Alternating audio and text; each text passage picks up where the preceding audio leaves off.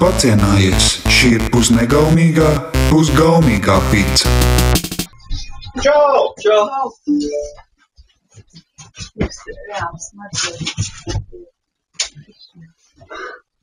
Jā. Es ceru, ka tev tas neriebjās. Nē. Čau.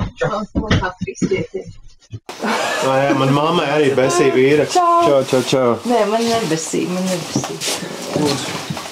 Jā. Nāciet iekšā, jūs jau mājās, atcerieties ciemos. Es varu piedāvāt bezalkoholisku aliņu, vai arī ir viens alkoholiskais? Nē, bezalkoholisko, bet vēl labāk būtu kaut kāds ūdens vai tēja. Es varu mēģināt kaut kādu tēju sataisīt. Kāds tev picas garšo? Jā. Es iedomājos aizmirsu. Tu aizmirsi, kāda tev pica garšo? Nē, es aizmirsu, ka būs pica. Jā, tu ēd gaļu vai neēd gaļu? Es ēdu gaļu, bet es vispār preferēju bez glutēna. Mums ir sameklējām bezglutēna pīcis. Bez maz vai vienīgo Rīgā. Wow. Bet veiksmes stāsta tas, ka viņi tepat ap stūri, kas var teikt uz Bruņinieku un Čakielas stūri. Jā, Daroberta. Tāda vieta. Un tur, es iegūglēju bezglutēna pīci Rīgā, un tā bija pirmā, kas izlēca. Un tad es pat neesmu droši ar vēl kādu. Un cerams, ka būs garšīga. Citreiz mums ir garšīgs, citreiz negaršīgs. Jā, bet, es nezinu, bet vispār ar tām picām kā bija. Pirmajā epizodē bija Lulu picas fails, jo mēs pasūtījām grieķu romiešu picu, bet atsūtīja mums vienkārši dasu picu. Tā kā parasti. Bet tu neēdi gaļu. Es ēdu tagad. Nopietni. Sāku ēst pagājuši gadu, man liekas. Kaut kad es pagājušajā gadā. Es vienkārši sāku dzīvot Bauskā pie tēta savējā, un tur man bija izvēle vai palikt nēdušam vai ēst gaļu, un tad man nebija īsti izvēles. Jā, tu arī izskaties savādāk īstenībā. Varbūt no tās gaļas. Man ir, es saku, man tagad ir tāds tests, es ēdu gaļu, kačājos katru dienu un dzīvoju 100% sober un skatos, kas notiks. Jā, un kā ir? Riktīgi labi. Tiešām? Jā, es tā kā... Es atradu kaut kā ritīgi dzīvesprieku, man ir enerģija un spēks un visādas idejas galvā, un arī ir arī kaut kādas prikolas, gribās kaut ko arī darīt, nevis tikai domāt idejas galvā. Jā, ok, tas jā. Vienīgais man interesē, vai tas uzreiz uzlabo arī kā mentālu veselību. Riktīgi. Bet arī vienkārši ir, es vispār nesūdzos par depresiju kaut kādu vai tādām lietām, uznāju, protams, visādi momenti, bet tas tāds, tu pilnībā, tā kā pilnīgi viegli to handlot, tāds, es aiziešu pabraukt ar velotrenžeri, iebraidīt melniem no kursu. Jā, tā kā izrādās viss tas, ko tie ārsti vienmēr saka, ir taisnība. Izrādās, ka tā ir patiesība. Man arī kaut kāds divs... Kā tu jūties? Es paslīdēju pa ceļam, bet vispār 2 mēnešus pēc tam, kad es beidzu dzert, es arī sapratu, ka man laikam vairs tā depresija, tā īpaši nepiemeklē. Tas bija tieši kaut kādi 2 precīzi mēneši pagāja, es biju Barcelonā, es tur uzpīpēju ganžu, tas arī kaut kā to visu situāciju. Depresija nomainīja vājprāts, es nezinu, cik labs tas ir trade-offs. Jā. Tad vēlāk tur, es jau visu novembri nepīpēju to ganžu, bet tad es nezinu, kāpēc man, es beidzu dzert zāles, un tad man no tā visa man likās, ka... Bet labi, 5 grami, tā kā vienā vakarā tas bija? Tas bija, tā pa dienu, tā. Ak, Dievs. Nē, nu es jau, kad es dzēru alkoholu, tad man bija tādas dienas, kad es tos 5 gramus nopīpēju. Jo man kaut kur stāv tāds 1 grams un tad apmēram mēnesi. Tā, viņš iet 1 Nu jā, nu kad es pirms tā mēneša, kad es nojūdzos, es pirms tam gāju pie savu dīleru, un es paņēmu 1 gramu un es viņam teicu, nu man šitas uz nedēļu būs, un viņš, protams, pazuda acu mirklī.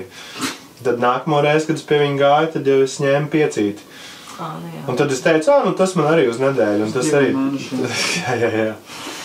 Nē, nu es vienkārši, tas tā kā, man nav tās kaut kādas paškontroles ar alkoholu un marihuānu, es vienkārši nevaru tam skaties klāt. Jo kaut kādus pēdējos 5 gadus es tādā blackoutā, man liekas, tur tas alkohols izbalansēja to ganģu, un tur kaut kā, es vienkārši biju tādā depresīvā kaut kādā apātijā. Jā.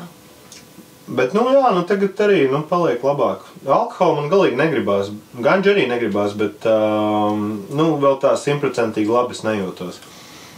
Ir kaut kāds vēl tāds, bijis čanksīts un kaut kāds. Bet, paliek labāk. Jā. Es jau tikai iznācu no slimnīcas pirms pusotras nedēļas, tā kā. Es vēl esmu svaigs gurķīts. Man vēl pa naktīm rādās vēl tie slimīti. Jā. Nē. Kaut gan pagājušo nakti man bija kaut kāda medicīniskā problēma. Man klepus, un tad man sapnī kāds teica, ka man ir jāpēd apakšbikses, lai man pāriet krekls. Un tad es viņas stūķēju savā mutē. Es atceros, es tā kā Švankmējera filmā, es sev bāzu visu roku iekšā mutē un grūdu rīklē tās apakšbikses. Wow. Es nezinu, kāpēc. Un tās bija tās manas apakšbikses, ko es kaut kad nopirku, man ir tādas nenormāli milzīgas, tā kā šorti gandrīz vai. Tās tieši. Tieši tās, jā, tās vismilzīgākās. Vislielākās, jāpēr tev vislielākās tev sapnis, lai tiktu ārā, vai kāds bija tas iemesls? Lai beigtos klepus. Es nezinu. Vienkārši tik loģiski. I love it. Jā. Ko man tas sapnīts mēģināja pateikt, es nezinu. Bet es tagad mocos ar klepus, bija brīvdienās. Tu varbūt pamēģini apēst tas. Es atceros no laikiem, es mazliet dzīvē esmu lietojis tās kaut kādus antidepresantus, un vienmēr ar viņiem bija kaut kādi drausmīgi dīvaini tādi sapņi. Man tagad nav antidepresanti, man ir tie kaut kādi pret šizofrēnijas zāles, man ir, vai pret, es nezinu, antipsihotiķi vai kā viņas sauc. Bet, jā, nezinu. Tas labi, ka man viņi ir. Mēs jau sākām? Mēs jau sākām, jā. Ok. Jā, mums tāds čils. Tas bija labs gājiens, ok. Es vienkārši gribēju tāpēc pajautāju, vai mēs sākām, jo man šito gribējās pateikt on the record, ka tas ir reāli ekskluzīvi mums Latvijas sabiedrībai ir iespēja sekot mentālās veselības keisam tavam ar dažādiem tur vielu saukšanām un tam stāvokļi un no tā paliek tas un no tā šitas. Es vienkārši sapratu, ka man jau ir kaut kāda tāda arī es tevi tā kā ļoti labi nepazīstu, bet man jau ir tā kā tāda iekšējā mitoloģija pilnīgi un kaut kāds timelines, un man ļoti svarīgi likās dabūt arī kaut kādu updateu šodien, kā tu tagad jūties. Es tulīt ar tev gribu nošērot to grāmatas dokumentu, un tad varbūt tev vēl vairāk radīsies kaut kāds. Es sāku rakstīt. Tu esi uzrakstījis grāmatu? Nē, vēl nē. Es tagad esmu pie 2000. gada, bet viss to... Kurā gadā sākas grāmata? Kaut kādā ap to 99. 2000. Tu tā kā pa gadam? Nē, kaut kādi tie atskaites gadi. 20 gadi. Tur 2001. es iestājos Rožos, tad 2005. es iestājos akadēmijā, sāku buhāt. Tad... nezinu, 2009. Bija krīze. Bija krīze, jā, bija krīze. Tas aizbrauc no Latvijas. Jā, visi man draugi aizbrauc no Latvijas. Visi, kas man bija tajā laikā, tā kā vistuvākie draugi, visi kā viens vienkārši aizlaidās. Jā. Un tad es tā kā mēģināju turēt būru, un kaut kā tas viss diezgan ātri palika skumji. Un tad, man liekas, 2011. gadā Čomskis atvērās, un tas arī kaut kā izmainīja to... Bet, gods, kam gods ar to buru Jo Čomskī tā kā, tad kas tad... Tu to buru noturēji. Bet Čomskī... Bet Čomskis aizvērās, tad nenoturēja. Bet kad viņš ir kaut kādā 15. 16. Jā, kaut kad tad. Ap to laiku viņš pārcēlās uz to jauno. Tu jau arī gājies Čomski, kad tu biji Latvijā? Jā. Tā bija tāda vieta. Tur es noteikti, tad mēs vēl nepazināmies, bet mēs noteikti bijām kaut kādos vakaros, un tad caur turien arī mēs arī kaut kā... Es Ievu pazinu, tāpēc es tev tā kā biju iepazinos to. Pēc tam jau vēlāk. Jūs iepazināties Čomskī? Nē, Čomskī gluži nē. Es viņu zināju, jo es jau biju kādreiz hardcoreists, es klausījos in store, tā es zināju, Kaspar, tādu kā slavenību, kā slavenāko Latvijas HC dziedātāju. Interesanti, kā tu nonāci no tālijas, teiksim, Origo Boys?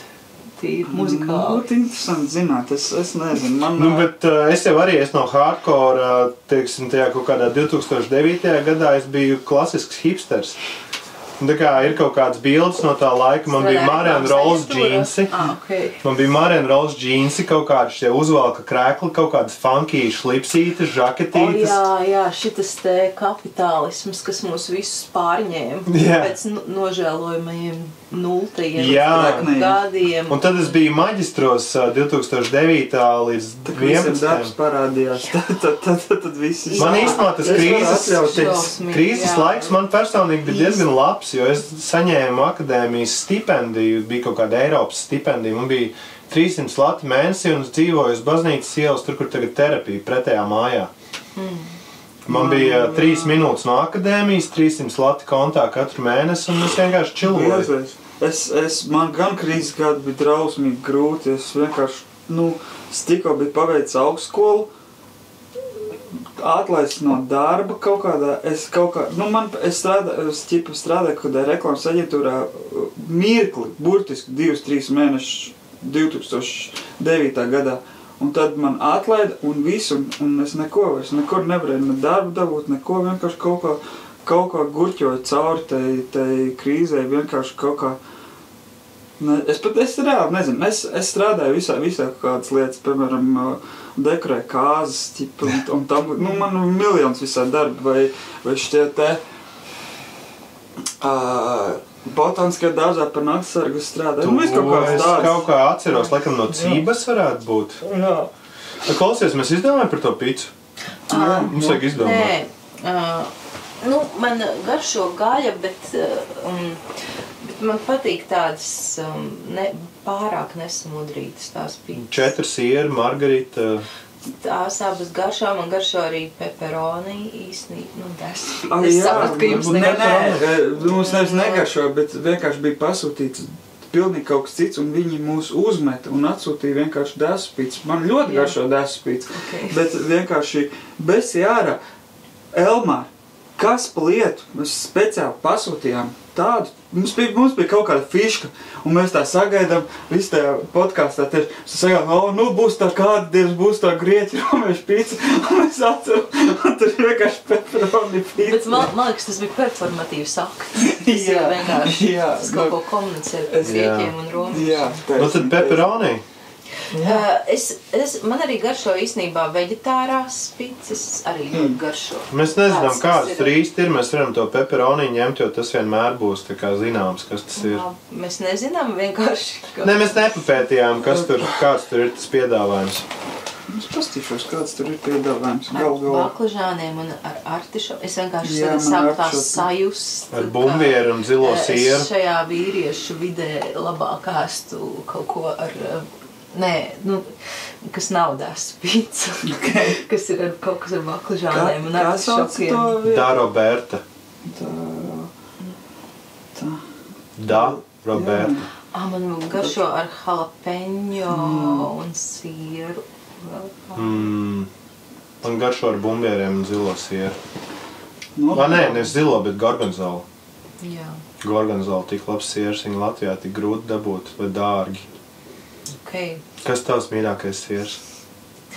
Es īstenībā sieru arī īpaši neēdu, bet mans mīļākais siers ir vai nu aitas vai kazas. Un tad jebkāds īstenībā garšo. Man garšo tas svaigais, kas ir bumbiņas. Nē, nu, rekur ir tāda veģetāra pīca karčofi, kur ir artišoki, vārīta ola, redīs un raķet. Es nezinu, kas ir roket. Raķet ir tas tur rukola. Roket, nu jā, rukola. Ok, roket. Bet tu vari pastīties, kāds tu vēlies. Drīkst, jā. Tu tomēr esi viešne. Jā. Šis, it's about you. Fui, šis ir par tevi, es gribētu. Mēs izmontēsim ārā to, ko es teicu angliski, lai paliek tikai latviski. Jo es negribu piesārņot savu valodu ar angļu valodas vārdiem, it īpaši, ja to var būt tikpat viegli un tikpat poetiski pateikt latviski. Jā, es arī no tā Gen Z esmu pārņēmis anglicismu lietošanu. Jā, nu es arī, diemžēl. Protams. Bet es cenšos reāli tikt ar to galā. Bet tā maigi. Es, pārāk neparmatu sevi, ja man dažreiz gadās, bet es cenšos tomēr piedomāt. Tā ir ar spinātiem, gorgonzolas sieru un cherry tomatoes. Ok, tad lai iet tā. Dod man, es nodošu. Spināči saucās. Nu, tu teici, ka tu daudz domā par to, kas ir māksla, vai tu ar savām pārdomām varbūt gribi padalīties, jo es par to vispār nedomāju. Man bija kaut kad, kad Kims sākās, tad man bija tāds uzdevums, jo pašā sākumā Kim tika atvērts kā pilotprojekts Laikmatīgās mākslas muzejam. Viņš tāds skaitījās, nezinu, varbūt 1. gadu vai tam līdzīgi. Jā, starp citu, mēs ar Lienu Drāznieci piedalījāmies konkursā par logo un nosaukumu un uzvarējām. Jā. Tad vārds Kim ir manis izgudrots. Jā? Man kāds bija tad pateicis dezinformāciju, jo man teica, ka kaut kas cits tur bija iesaistīts. Kukišs? Nē.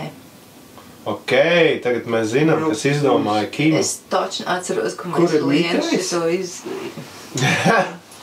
Jo es vēl tieši tad, biju tajās reklāmas aģentūra vaivā, un man baigi nāca tā kā ārā visādi koncepti, un tas bija tāds vesels dizaina koncepts. Bija domāts, kas ir to māksla, to var aizvietot ar kaut ko citu ar laiku, kas ir izstāde, vai ne? Jā. Un katrā ziņā sākumā tad... Kur ir mājas? Arī. Bauskā. Jā, super vietā. Es dzīvoju Bauskā kaimiņos Vilni Plūdoni. Pagā. Blakus kapiem vai kā? Nē, arī kapiem. Tur ir kapi, bet viņa mājas lejnieki, kas ir viņa tā kā ģimenes mājas, kur ir arī zaķīšu pirtiņa. In fact, pati tāda pirtiņa. Un tā, ka man bija laustas rokas, es katru dienu gāju uz zaķīšu pirti, līdz tai pirtiņai, pastaigas soli, tur gar Mēmeles upi un tā kā tev bija lausta vairāk kā viena roka. Jā, abas bija, es keiti nokrita, man bija plauksta lausta un šita pirksts bija lausta un bija abas saģipsētas un tas dzīvoju vienkārši kaut kāds 2 mēnešus tādā stāvoklī, ka man lūdzu sagrieziet man ēdienus. Iemācījos ar kreiso roku visu kaut ko darīt. Labā bija pilnībā ieģipsēta, un tad šita bija tikai pirksts, tad es varēju ēst, piemēram, vai kaut kā mazgāties kreiso. Tā ir vispār neslikt. Jā, man bija jāfilmē intervijas ar dažādiem māksliniekiem, kas bija tajā Laikmatīgās mākslas muzeja kolekcijā. Un tad man bija viņiem jājautā šis jautājums, kas ir māksla. Man liekas, YouTube'ā joprojām tās intervijas stāv. Un tad toreiz es pat neatceros, kur atbild man visvairāk patika. Bet kaut kādas pārdomas tur bija. Man liekas... Par to, kas ir māksla? Jā. Tur kāds teica, ka to pēc tam izdomās citi. Vai tā bija māksla. Bet tagad, tā ir varbūt man šizofrēniskā ideja, bet man liekas, ka tas kaut kāds shifts ir noticis, kad kaut kas jauns tagad sākās un kaut kā tā māksla mainās un mainīsies un nebūs vairs laikmatīgās mākslas viss tas nodrāstās klišejas. Jo tagad tā pēdējā Venēcijas bienāle pagājušo gadu es biju pat 2 reizes un man drausmīgi iegurzīja. Tā kā, bija tāda sajūta, ka visi tie rietumu kuratori ir satikušies kaut kādā slepenā Illuminati sapulcē un novienojušies, kāda ir viņiem tā agenda, par ko viņi tagad runās. Kad visiem bija tie pagātnes grēku mazgāšana. Un tad uz tā fona... Vēl trakāk, ja viņi to nebūtu sarunājuši. Tā jau laikam ir tā skumjā īstenība, ka viņi to nav sarunājuši un viņi nespēja pilnīgi neko oriģināli izdomāt. Un uz tā fona Baltijas valsts izties tik ļoti labāk. Tur nebija tas viss gruzons. Mani mīļākie paviljoni, par Latvijas es nebūšu objektīva, jo es tur biju iesaistīta, bet... Mēs bijām tur iesaistīti, Agnēs. Tieši tā, tu arī tur bija iesaistīts. Ir Igaunijas, Čehijas... Kas bija Čehiem? Čehiem un Slovākiem bija kopā, tur bija tāds milzīgs žirafes, tā kā, it kā ķipa tu ieeji tā kā milzīgā žirafe iekšā. Jā, es aizmirstu, kā to mākslinieks sauc, tā baigi labāja. Čehu dadaismu kaut kādā tajā... Un tas bija nenormāli forši, jo tas bija gan šausmīgi tā kā vēsturiski, gan arī ļoti laikmetīgi, visi tie materiāli, silikons. Ukrainas paviljonā es, protams, tā kā vienkārši raudāju, izgāju ārā, nācu atkal nākamo darbu skatīties. Tur man ir vispār grūti novērtēt, bet īstenībā, šitas te par tā kā māksla vai un vēl man patika, jo tas bija kaut kas šausmīgs. Tas, kas bija Palazzo vienā, kur bija tā kā vecs kazino ierīkots. To es neredzēju. Tā ir viena no tādām spēcīgākajām mākslas pieredzēm. Un īstenībā tā kā tas bottom line bija... ka ir jāaizliedz Venēcijas bienāli. Jā, es to jau gadiem saku. Tā ir vienkārši resursu tērēšana. Un tas bija tik spēcīgs darbs par šo tēmu. Bet labi, to es neteikšu. Kas ir māksla?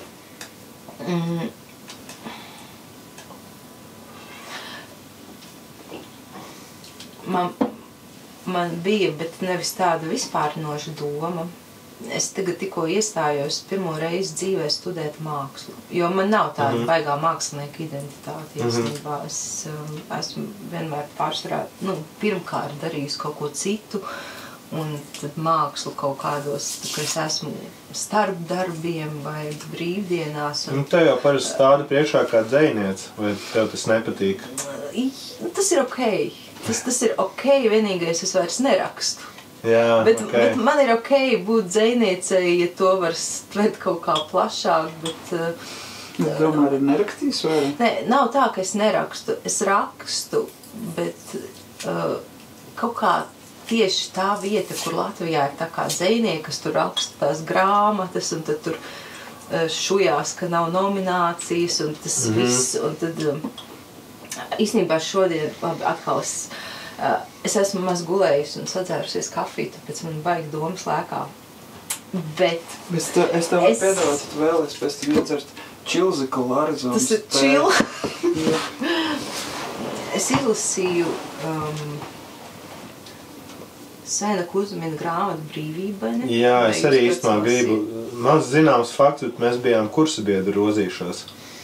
Jā, viņš raksta par rozīšiem. Tāpēc es gribu izlasīt, jo es jau tomēr arī savā tajā tekstiņā noteikti par rozīšiem runāšu. Es gribu redzēt viņa perspektīvu. Obligāti tev ir jāizlas, jo viņam ir ļoti krūtas atziņas vispār par tiem 0. gadiem un par visu to tusiņu, kas tur bija. Un vienkārši, tur viņam, labi es nespoilošu, viņš raksta par savu labāko draugu, kurš ir dzejnieks Kikone. Kas grāmatā ir Egrigors. Un vienkārši, tur viss tas nenormāli krūtais, tas ideālisms. Un tad es šodien klausījos podcastu vai raidījumu ierakstu, kur kāds dzejnieks runāja. Un es vienkārši domāju, kāpēc ir tā, ka tie nenormāli krūtie jauni dzejnieki, ka viņi ir pirmie, kas paliek par onkuļiem. Ķipa, tur kopt valodas kultūru un tā kā sašujas par kaut par kaut kādām tur nevērību pret valodu, vai arī vienkārši kaut kā tik ļoti identificē to realitāti ar valodu, ka vienkārši pazaudē saikni ar realitāti un paliek par onkuļiem. Nu tā kā tev ir tikai 40 gadi, bet tu vienkārši tā kā uzvedies jau kā klasiķis. Tāpēc varbūt, ka viņi dedzina sveci no abiem galiem jaunībā. Es nezinu, kas tur ir, bet vienkārši man ir tāda sajūta, ka to dara valoda, ka to dara apsēstība ar valodu, ka jaunībā tā kā, ka tur tas stilīgais antikapitalistiskais antilineārais trakums, ka tur kaut kā tā valoda un realitāte ir viens, bet tu laikam sāc gribēt būt par labu dzejnieku. Ne tikai, ka, nu, un vienkārši, un tad sāc gribēt kopt to formu. Ķipa bez mazai labāk paveicās tādiem, kas nomira pirms paspēja izkopt formu, nu, tā kā ikona, piemēram. Nu, īstenībā viņam bija diezgan kruta forma salīdzinoši arī tajos 20 gados. Nu, jā, un tā mana it kā demonstratīvā nerakstīšana ir saistīta ar to, ka man neliekas valoda pārāka par citām lietām. Man kaut kādā ziņā liekas, piemēram, skaņa vai, nu, mana galvenā otra prakse bez valodas ir somatika un deja, nu, kas ir vispār jebkas, kas notiek live, tā kā live art. Nu, ka tas ir viss tas daudzdimensionālais mirklis, ka tas ir daudz vairāk nekā valoda. Ka tā ir jābūt ļoti labai valodai, lai viņi transcendētu to, ka tā ir valoda. Un no otras puses tā kā tiek kultivēts tas valodas kults, kas tā kā sāk vienkārši uzskaitīt dažādas sociālas parādības un tādus mazliet pensionāru jokus un nu, kaut kādus ķipa tikai valodas absurdā balstīts joks. Un īstenībā man tas jau sāk traucēt tajā 27 gadu vecumā, kad es bezmazliet tā kā apzināti pateicu, ka es negribu vairs rakstīt, es negribu iet valodā. Es vienkārši redzēju, cik ātri tas notiek gan ar maniem vienaudžiem, gan ar mani, ka vakar mēs tur tusējām, nezinu, Vecrīgā Frančos, šodien jau mani aicina uzstāties kaut kādos, nezinu, lasīt pie pieminekļa valsts proklamēšanas gadadienā, nu tā kā vienkārši what the fuck. Nu, tas būtu performatīvi, tas būtu interesanti. Tas būtu interesanti. Nu jā, un tad es gāju un kaut kādiem tiem saviem laika biedriem teicu, ok, es ceru, ka es nerunāšu, es nevienu nesaucu vārdā, es teicu, klausies, vai tu esi pamanījis, ka tu pēdējā laikā raksti ķipa tā, lai cilvēki tā kā smejas? Nu, tā kā, lai būtu jociņš? Jā, ka tas ir, bet ka tu pēdējā laikā arvien vairāk raksti tur, nu, reāli tā kā smejas gan jaunieši, gan pensionāri, bet, nu, ka tur ir pazudis kaut kā. Un tad šis cilvēks tā kā reāli apvainojās. Un, nu, tas tā kā nevis atzina, ka, nu, jā, tur, mēs tur normalizējamies, tur ko, bet viņš tā kā teica, ar zaķiem par šanci nevajag runāt. Ko tu nozīmē? Nu, tas ļoti seksist. Tajos laikos vēl bija normāli būt seksistam. Sapratu. Jā, ar sievietēm par darbu nerunā. Jā. Nu, tik viņš tā kā atdalījās mazliet no tā dzēnieka. Nu jā, un tad es vienkārši sapratu, ka nu nē, tas nav tāda dzīve, kā es gribu, un arī tā kaut kāda vieta, ko ieņem šobrīd dzēnieki, ar dažiem izņēmumiem, kā piemēram Ingmārs Freimans. Ir jau tiešām arī patiesi īsti margināli un skaisti rakstītāji, bet nu jā, nu līdz ar to es neidentificējos ar šo. Man arī nav tā kā izdevies Es domāju, arī pēc 15 gadiem ārzemēs, jo, jā, es īstenībā biju 15 gadus bāzēta ne Latvijā. Un man liekas, ka man tā valoda arī nav tik laba vairs. Nu, tā kā... Tie nedzīvoši tie valoda. Es ģipa nevaru sacensties. Bet varbūt tas tieši ir labi. Jo, nu, tā kā es, piemēram, pēc Mākslas akadēmijas, es neglaznoju, nu, es nezinu, kaut kādus 6 gadus. Un tad man pa to laiku izdevās diezgan veiksmīgi aizmirst daudzas tās lietas. Nu, protams, viņas kaut kur tur muskulī ir iesēdušās. Bet es joprojām tagad gleznoju, es tā kā īsti nesaprotu. Tā kā salīdzinot ar Amandu, piemēram, kur tehnoloģiski, viņai nav varbūt svarīgi, ka tās gleznas, nu, ir baigi perfektas. Viņai arī tur tie noticējumi un kaut kādas tur visas tās aizmuguras nav perfektas. Bet tehnoloģiski viņi saprot to visu lietu, kas tur ar ko ir jāsajauc un tam līdzīgi, un es tā kā vispār neko nesaprotu. Un man tas tieši tā kā patīk, kad es katru reizi kaut kādu tādu sajūtu, ka pirmo reizi. Varbūt kā ar valodu līdzīgi, ka tu aizmirsti kaut kādas tās lietas, un tad var atkal ķerties. Varbūt vēl jāpagaida kādu 5 gadi, un tad varēs. Jā. Nu, bet tu jau to nezini. Varbūt vienā dienā vienkārši uznāks kaut kāda nieze. Man liekas tā, tas, ko es rakstu, es rakstu pēc pasūtījuma. Nu, tur kā kaut kādām teātra izrādēm diezgan daudz ir sanācis, un reizi gadā es uzrakstu, jo es gribu spēlēt setu dzejnieku diskotēkā. Un tur ir obligāti jānolasa dzejolis, kad es spēlēju to setu. Un tad es viņus vienkārši pārlasu, un man viņi liekas tā kā spēcīgi kaut kādā tajā tēlu un jēgas ziņā, bet valodas ziņā diezgan slikti. Bet tu jau pat teici, ka tev nepatīk, ka tā valoda pārāk uz viņu fokusējās. Jā. Es nezinu, es tagad rakstu arī to grāmatu.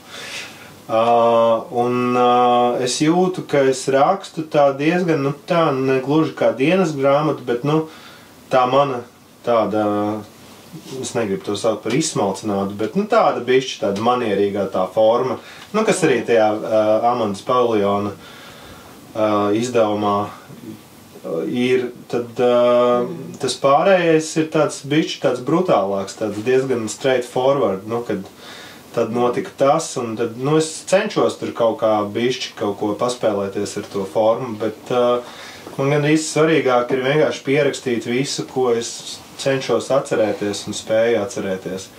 Tagad rakstot par to pirms 25 gadiem kaut kādām notikušām lietām.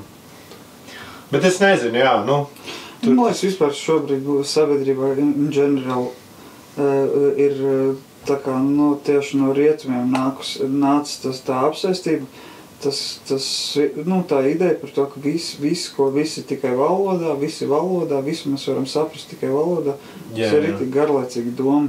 Tā ir kaut kāda, no offense datorgīkiem, bet man liekas, tā ir kaut kāda datorgīku domāšana, jo tas viss ir tikai izskaidrojums. Bet mākslas pasaulē jau arī skan tā kritika par to, ka tas viss art speak ir ritīgi visiem aknās jau iesēdies. Kad ir tik ļoti standartizēts tas veids, kā cilvēki raksta par mākslu. Jā, tur neimdropo viss tas. Jā. Tu zini, par ko mēs runājam. Jā. Kā ietvert kaut kā postkoloniālo diskursu. Jā, un tad pilnīgi tu tā kā redzi, ka tie teikumi, ka tur blakus tagad arī tas ChatGPT ģenerē sinonīmus 0,1 sekundes laikā. Es arī tos sinonīmus paskatos, bet es nemēģinu tā mērķtiecīgi atrast kaut kādu sinonīmu, kas varētu kaut kādai daļai lasītāji izraisīt kaut kādu apjukumu. Es nekad neesmu bijis tāds reto vārdu kolekcionārs. Bet ir tādi, es esmu pamanījis, ka ir pietiekami daudz rakstītāju, kuriem patīk tos retos vārdus izmantot, un tad tu lasi, un bez mazai jāpaskatās, jāpagūglē. Tur ir tā pašmērķība. Jā. Tur ir tā pašmērķība. Ir jau forši kaut kāds jāizmirst tie vārdi, bet, ja tas tā Es teiktu, ka tieši latviešu valodā viņa ir ļoti sakņota. 2 dižgaros, ne, es pat teiktu 3 dižgaros, kas visi ir bijuši vīrieši, protams, Dzintars Sodums, Uldis Bērziņš un Pēters Brūveris, kas bija reāli tā kā valodas racēji, kas bija ļoti kruti, bet man liekas, ka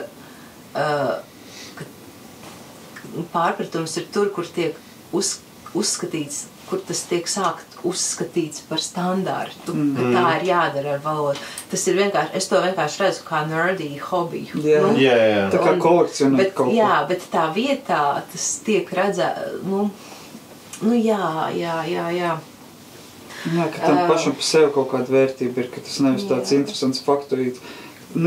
Rekur ir šādu te vārdu izlasīt, lūdzu, paskatieties un novērtējiet, cik augstvērtīgs šis teksts tāpēc ir. Jā, man reāli patīk, ka visu cieņu, tāds Dzintars Sodums kaut kādā ziņā, viņš ir ļoti tā kā svētā vietā, bet man vienkārši nenormāli patīk Ievas Lišinskas gājiens, ka viņa pārtulkoja vienkārši vēlreiz to Ulis.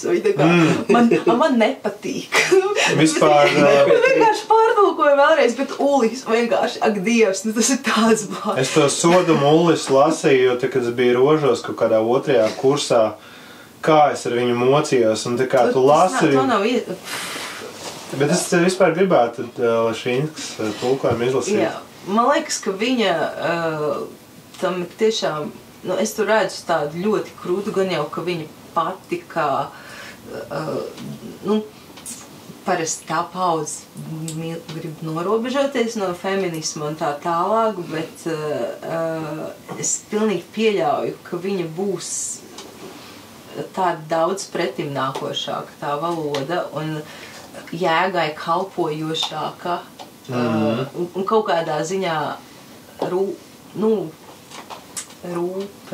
kaut kā vairāk ar rūpēm par lasītāju, nevis pašmērķīgā drošīšana. Jā, nē, tas Soduma Ulis, jā, bet tajā laikā varbūt arī, man no smadzen arī nebija baigi gatavi kaut kam tādam, bet, man likās, ka nevajag, un tad es, man liekas, katru dienu biju uzstādījis mērķi, kaut kādas 20 lapas puses, lai tiktu ar visām tām 600 lapas pusēm galā. Kaspara Groševa Ulis izlasīšanas plāns. Zini, kā mājās? Varbūt Kaspars Groševs arī varētu savu tulkojumu saglabāt. Vienkārši tajā savā stilā, jo tā jau ir diezgan tāds tavs tas stils, kādā tu raksti, varētu Ulis iztulkot. Ko domā? Pabeigs mākslas vēsturi. Jā, var jau būt. Nekur jau tā rakstīšana nepazudīs. Visu laikā man kaut ko prasa uzrakstīt. Es mīlu Diku tulkojot, tev neatnāc valodiņa atpakaļ pēc tavām domām? Atnāca, jo tā kā nav jau tā, ka es nejūtu no tā kaut kādu baudu. Ir sevišķi, ja es uz to reāli hiperfokusējos, ja man ir pietiekami daudz laika un ja man ir labs redaktors, tā kā Denis Dimiņš un korektori Ilze Jurkāda. Reāli es viņiem 50% nopelnu par šo, manuprāt, labi sanākušo tulkojumu. Jā, piedēvēju. Protams, ka man ir arī kaut kāda tā nerdy hiperfokusa lieta. Es savu dzīvi esmu noteikti sākusi kā valodas geeks. Es tagad domāju par to latviešu vārdu. Es atceros, agrāk lietoju vārdu jefiņš. Bet jefiņš nav. Jampampiņš. Bet tas nav, jo geeks ir, man liekas, tāds, kam tas ir, tāds ultra hobijs, tas tādā postī, jo jefiņš tas ir tāds, tas tā kā nūģis, tas negluži. Es domāju, es biju abi. Tā kā pavadīju, man liekas, apmēram kaut kādā 6. klasē vai 7. man tikai sāka rasties sociālā dzīve, bet līdz tam pārsvarā grāmatas. Bet es pēc šitās grāmatas nevienu vairs netulkošu, jo tas bija tik grūti. Cik ilgi to darīt?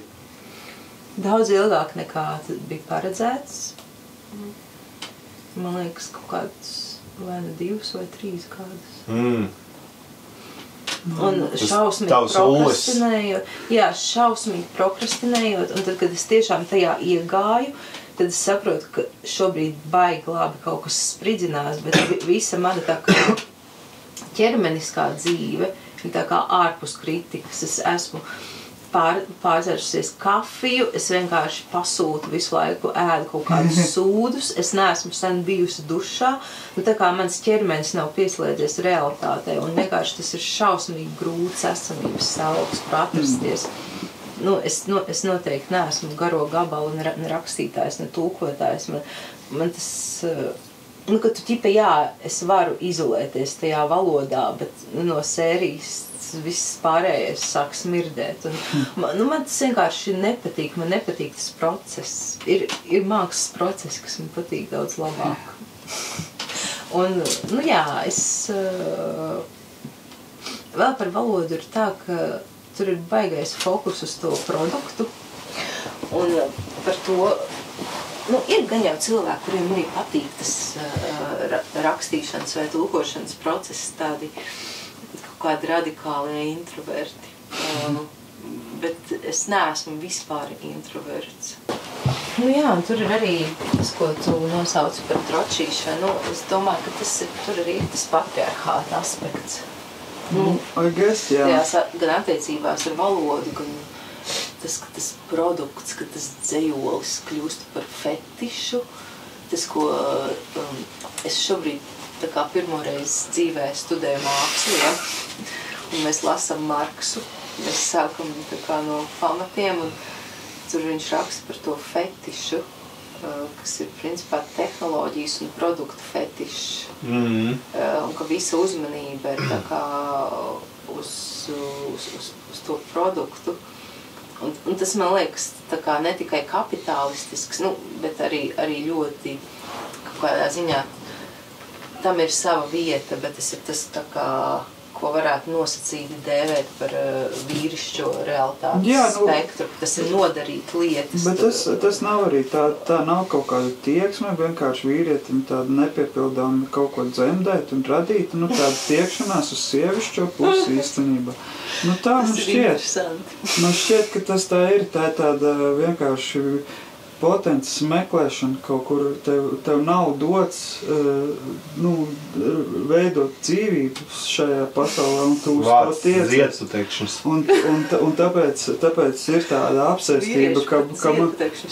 Jā, un tad ir tā apsēstība, man kaut kas ir obligāti jāizveido, man ir jāuztais kaut kas. Jāies tā dozols. Jā, mākslīgi jārada kaut kāds... Ok, interesanti. Es par šo nebiju domājusi. Es vairāk par to biju domājusi, ka tur ir tā vēlme, tas, ko arī kāds sauc par teorētiķis par nāves kultu, ka tur ir tā vēlme nodarīt lietas, tā kā nodarīt, tā kā gatavs. Pabeigt kaut ko. Jā, vēlme pabeigt. Nobeigt. Pabeigt, tiešā vārda nozīmē. Skan pazīstam. Bet, jā. Un tad tas nosacīts sievišķais spektrs ir vairāk fokus uz to, lai katrs mirklis būtu interesants un klātesamības vērts, nevis, ka tu upurē milzīgu laiku, lai tikai... Bet man arī gribās, lai katrs mirklis ir īpašs. Jā, bet... Varbūt esi sieviete. Pasties uz maniem nagiem. Pārbaud savus testosterona līmeņus. Es jau redzēju Instagramā. Nav grūti. Bišķi, jā. Kaut kādas baterijas izkasītā. Es no kasetnieka nevaru kasetes izvilkt ārā. Tas ir tā komplicēti. Vai kaut kādas krūgries par rokai. Jā. Labi, tad kas ir māksla? Jā. Šis bija ļoti gara atkāpe. Tātad es sāku tikko studēt to mākslu. Un man bija jātaisa jau tā kā pirmā prezentācija. Un tur lielākoties ir cilvēki Dutch Art Institute. Artez tāda pie Ārnemā bāzēta, bet mēs satiekamies vis kaut kur, tā kā saucās Roaming Academy. Interesants koncepts. Jā, tas ir ļoti interesants, bet lielākā daļa man kursi biedru ir cilvēki, kas tur no 18 gadu vecuma, tur bakalaurs, maģistrs, un tad tagad vēl kaut kāds interesantāks maģistrs. Vēl viens maģistrs. Bet man tā kā tā ir vispār pirmā reize, kad es tā kā vispār esmu pastāvīgi starp māksliniekiem. Un man bija jātaisa prezentācija, un tā kā jāprezentē kaut kas jāpiedāvā, kaut kāds mākslas pieredze, teiksim, vai kaut kas tāds, un es tur uztaisīju kaut kādu, to savu lietu, un tur ir tādi, tur vienmēr tiek piesaistīti kaut kādi ļoti krūti kuratori, kas tad skatās tos studentu darbus, un tad viņus iekomentē. Un brīžam arī samērā nesaudzīgi, un tas viens iekomentēja, viens no jautājumiem, ko viņš uzdeva, vai tā ir māksla. Tā prezentācija? Jā. Jo tas, kā es strādāju, ja man dod brīvu vaļu, tas vienmēr ir kaut kas, es teiktu, saistīts ar dziedināšanu, ar fizisku praksi, ar kaut kādu pieredzi, ar vēlmi uzlabot to, kā cilvēki jūtas. Tur es iesājos arī kaut ko intelektuāli un estētiski, un tas viss arī tur ir. Tas estētiskais, man, protams, nav baigi krūtajā līmenī. To es, protams, saprotu, esot tajā skolā. Bet vai cikot, viņš prasīja, vai tā ir māksla? Un es īstenībā ļoti ilgi domāju par šo jautājumu, un es sapratu, ka es nezinu, bet ka man ir tā kā arī nebūt māksliniekam, ja šī nav māksla. Kaut kādā ziņā tas mans drives galvenais darīt lietas nav obligāti būt piederīgai mākslinieku saimei. Man ir tiešām tādi, tie mani kaut kādi mērķi un kāres un sapņi, ka tas viss, protams, es domāju, tas ir objektīvi diezgan radoši, bet tur ir vienmēr kaut kāds arī cits mērķis. Kā tu šeit, tas ir priekš tevis vairāk vai priekš kāda cita, ko tu dari?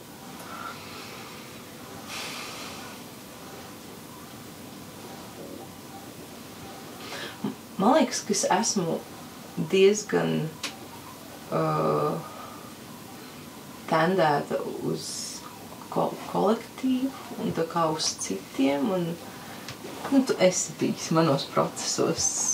Jā, tāpēc es jautāju, bet lielā mērā man tiešām interesē tā kā aizvest cilvēkus uz kaut kādu vietu, bet nav tā, tas būtu ļoti liekulīgi teikt, ka man neinteresē, lai man par to maksā vai saka labus vārdus. Man interesē, lai man maksā, lai saka labus vārdus, lai pasūta man darbus bienāles. Es to visu gribu. Bet tad, kad es daru, tad man nav tā vēlme, lai uz mani skatās obligāti. Un atskaitīties ar to savu darbu. Jā, vai arī jā, tā kā man liekas, man būtu baigi grūti, teiksim, gleznu uzgleznot, jo vienkārši, Dievs, tas taču ir vienkārši tikai es to esmu darījusi. Un tas tur vienkārši stāv.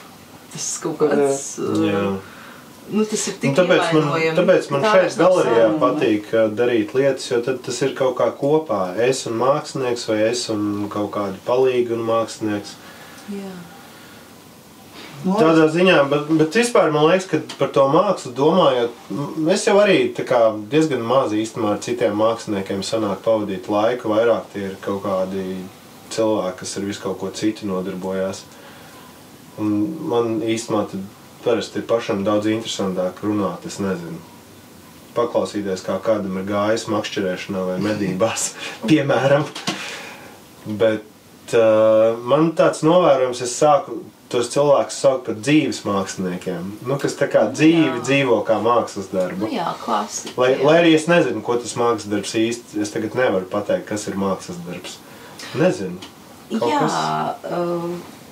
Tā kā tas, ko dara Krisa Krausa, piemēram, to mēdz saukt par performatīvu filozofiju. Ka tur ir... tas ir tā kā līdzīgs žanrs kā dzīves māksla. Varbūt nav tas pats. Jo, nu jā, performatīva filozofija ir kaut kas tomēr konceptuāls un dzīves māksla neobligāti. Bet īstenībā tieši tas, ko es pašlaik daru, tieši tagad, tas ir pilnīgi noteikti tikai dzīves māksla. Jā. Jā. Nu, nezinu, tā mācēšana uzgleznot gleznu vai uztaisīt skulptūru, tas jau tāds, tāpat kā kūku uzcept. Bet mācēšana ir viens, bet vārēšana to izdarīt ir kaut kas pavisam cits, jo tad, kad tu kaut ko tur ķipini, kaut kādu skulptūriņu vai zīmē, kaut kādu skricelu vai glezniņu, tā kā viņi pabeigt un pateikt, tā, šis tagad ir mans mākslas darbs un es uz viņu stāvu, tas prasa tomēr diezgan normāli drosmi. Jo tad tu tā kā... Jā, man pilnīgi tā kā... Vai arī kādam citam pateikt, ka tas ir labs mākslinieks. Es šito uztaisīju mākslas darbu, es uzskatu, viņš ir pabeigts un gatavs, un tā kā ir, es viņu izlieku tagad jūsu vērtējumā. Vai, vienalga, vai izlieku vai neizlieku, bet tik un tā, es par to domāju. Tas, man liekas, tur ir tā robeža. Tas ir rīktīgi atbruņojoši. Tas tu tā kā tiešām paņem no sevis, izliec kaut ko ārā un tēju? Jā, varētu ieliet. Bet tā ir čilzikula varbūt. Vai čilzikula grib? Tas ir kaut kas ar cukuru? Man liekas, ka jā. Es jau arī esmu straight edge. Es arī esmu straight edge, 100%. Cukurs. Nē, tur ir noteikti cukurs. Jā, labāk to tēju. Jā, tādu pašu? Jā. Labi. Varēja to pašu maisīt, bet to pašu maisīt jau. Es to izmetu. Tas bija es. Jā. Bet, bet kaut kādā ziņā kaut kādu skaņdarbu tu uztaisīji audio un izliec to kaut. Jā, īstenībā ar skaņdarbu man personīgi, man ar to vispār nav problēma. Es tur kaut ko ķimerējos un pilnīgi, tā kā es pat nedomāju ne par formu, ne vienkārši kaut ko man kaut kāda ideja ienāk galvā, es viņu tur taisu, vai es viņu sasniedzu vai kaut kur citur aizēju. Un es viņu vienkārši izlieku ārā, un man pilnībā nestrauc tas, vai viņu kāds klausīsies, ko padomās, vai patiks, vai nepatiks. Labi. Tiešām tev ir tā kā vienalga arī. Nē, es ceru, ka patiks, bet man tā, muzons tas ir fucking kaifs, tur es bišķiņ pacentos, man likās, labi, es varētu pacensties vairāk pataisīt to muzonu. Jā, redzi, man liekas, ka te ir tā mākslas, tā nevis mākslas, bet tā kā tava žanra definīcija, ka kaut kas ir tas, ko tu darītu, ja neviens par to neklausītos, neskatītos, nemaksātu. Un, tā ir. Mūzika, tad tas ir īstais, un man tā lieta ir arī kaut, teiksim, dēja. Jā. Nē, bet tā kā es esmu iegājis arī vizuālās mākslas sfērā šobrīd savā dzīvē. Tur ir, es atklāju ritīgi tādu sevi bailīgumu un trauslumu, es nezinu, man ritīgi uztrauc, man tūlīt būs izstāde šeit, vienas dienas. Jā. Mums būs dzīves mākslinieku festivāls, Insider Art Festival. Vispār es iestājos mākslas akadēmijā, mācos. Nopietni? Jā. Wow.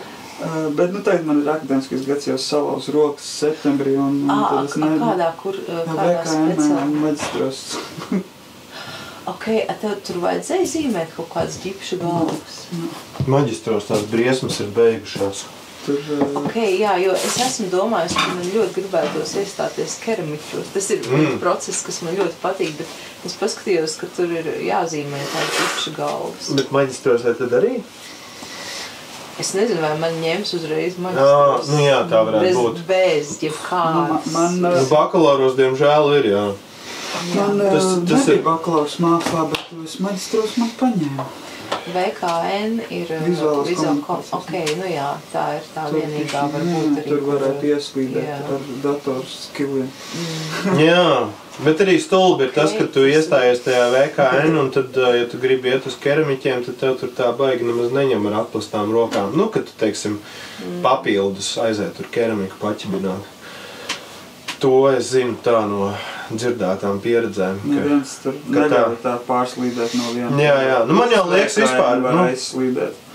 Rietumos ir forši daudzās skolās, kad ir tā sistēma, ka tu tā kā studē vairāk idejas. Nu jā, tieši tā. Tas ir jocīgi, ka es nevaru ņemt priekšmets no citiem. Jā, nu teiksim, tev gribās tur ar koku pastrādāt, aizējas koku workshopu no... Jā, un šitas man tā besī Latvijā, ka, nu, no sērijas man ir mazliet tagad, es kaut kā, es daru tās lietas, bet no vienas puses es jūtu, ka es esmu kaut kādā dīvainā. Limbo. Nē, ka es esmu iekritus kaut kādā dīvainā mūža izglītības žanrā no sērijas, ka ķipa tā kā iet kaut ko uz keramiku ķibināties vai iet mācīties mūziku, ka tur, nu, mūža izglītības audzēknis, nu, tas ir kaut kas tāds, ka tur, tas establishments noņem kaut kādu to tīrā radošumu prieku. Jā.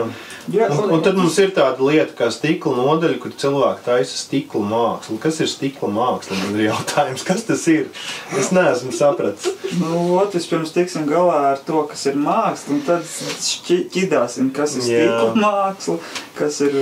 Jā, bet ir kaut kas arī mīļš tajā.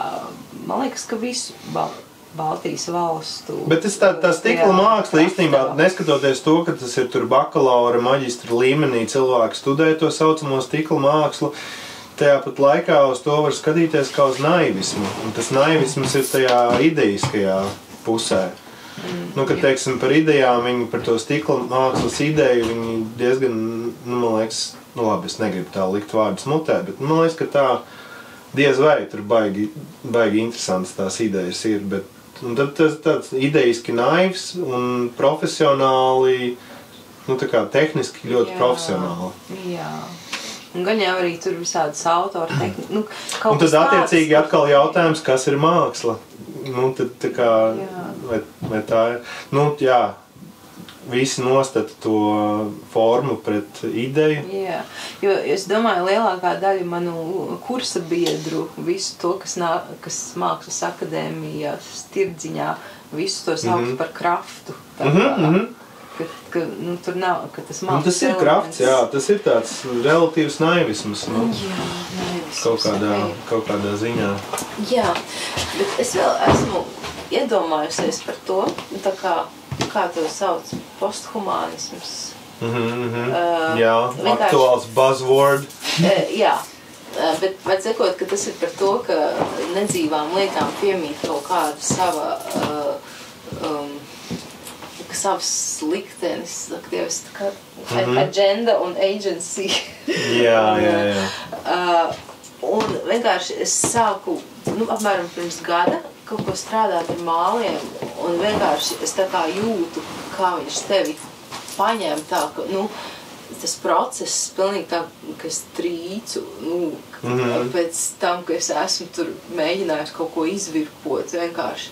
Es pēc 2 stundām vienkārši jūtos laimīga un arī pazemīga, un es tā kā eju, un es saku, lūdzu, vienkārši man māciet izvirpot visparastāko bļodiņu, jo man ir tik liela cieņa pret to materiālu. Es vienkārši saprotu, man daudzus gadus tur būs vispār kaut kas jādara, lai es varētu sākt taisīt to, ko es gribu, bet man ir okei netaisīt to, ko es gribu, jo man tas materiāls vienkārši tā kaut kā pavelk, kaut kādā tādā gandrīz vai sensuāli, erotiskā līmenī, un es vienkārši domāju, varbūt, ka ar visiem materiāliem tā ir.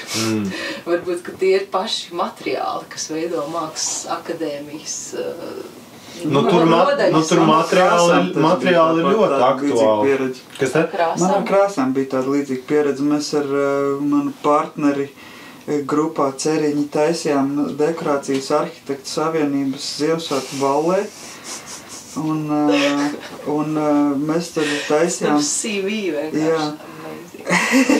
Un mēs taisījām, tur no pūcplastis kaut kādas tur brīnumsvecītes un ko, un es tur viņas izkrāsoju un tā, un es jaucu tās krāsas no tā pigmenta pulvera, Un, nu, tā kā reāli kaut kādas 15 stundas es biju tajā krāsu pasaulē, tā kā cikai fokusēs, tā man vajag šito toni dabūt, un tā kā tiešām iekšā, un pēc tam es tā kā tu iznāc tā kā no telpas ārā, tāds, wow, nu tā kā pilnīgi neticam, ka var tā paraut kaut kāds, nu kaut kādu lietu, nu kaut kāds materiāls, kaut kā tā, ka tu tā kā pilnīgi pārslēdz savu domāšanu tajā dimensijā, ka tu tikai domā tā, man vajag pajaukt uz to pusi tā vai uz šito pusi, lai sasniegtu savu kaut kādu tur izdomātu.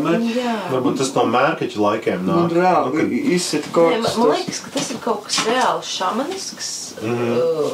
Arī, un tas varētu saslēgties kopā ar to teoriju, ko mēs šeit visi esam daudz vairāk kontaktā ar dabu un ķermeni un saknēm un līdz arī ar to mums arī ar tiem materiāliem ir tāds kaut kāds man nāk no pīcerijas ziņa, ka spinači pīca nav pieejama. Nu tad pepperoni. Jā, bet nu tā ir. Nu labi, vienalga kādu. Man reāli patīk tagad šī teorija, ka tie ir tie materiāli un ka tas ir kaut kāda ziņā kults un šamanisms, ar ko mēs nodarbojamies. Jo, nu kā, jā, tie rietumu mākslinieki, viņi tā kā neviens tur nav tā, ka viņi baigi pielūd, nu, parētam varbūt kāds, kurš pielūdz mēdīju tur. Jā, mēs jau, kad tai Venecijai bija jādarbojās, mēs jau arī bišķi padiskutējām par to eļļu. Kā Eglīts teica par tiem glaznotājiem? Neatceries? Bija kaut kas, kad kaut kādi... Pats neatceros, ko viņš teica. Nu jā, kaut kādi gleznotāji ir izteikti sekta, jā. Man liekas, ka bieži vien tie gleznotāji rietumos, nu tā vienkārši tā kā viņi kaut kā ieņem galvā, ka viņi grib tagad apgūt, teiksim, to eļas glezniecību, un te viņi tā pieeja tā ļoti strukturēti. Tā, tagad man ir šitas jādara, tagad tas, un es gribu, lai tas izskatās tā. Un tā eļļa... caur intelektuālo, tā kā caur pakļaušanu, principā, caur dominēšanu par dabu, vai ne? Kolonizēšanu. Jā, tieši tā.